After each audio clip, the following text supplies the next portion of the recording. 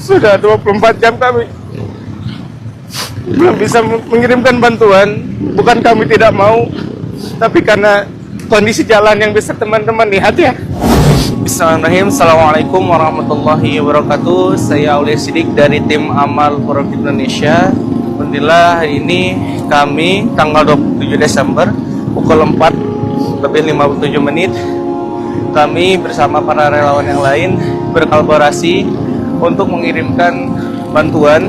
Namun qadarullah ala kulli hal, sudah 24 jam kami belum bisa mengirimkan bantuan. Bukan kami tidak mau, tapi karena kondisi jalan yang bisa teman-teman lihat ya.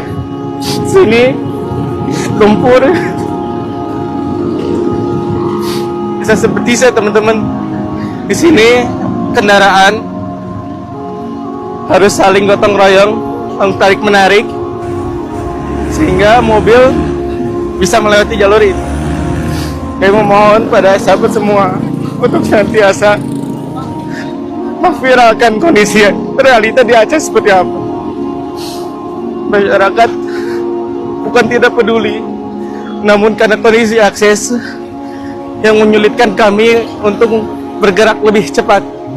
Kami memohon doanya kepada semua, semoga kami bisa selamat, bisa cepat memberikan bantuan kepada saudara-saudara kita di Takengon sana. Barakallahu fikum.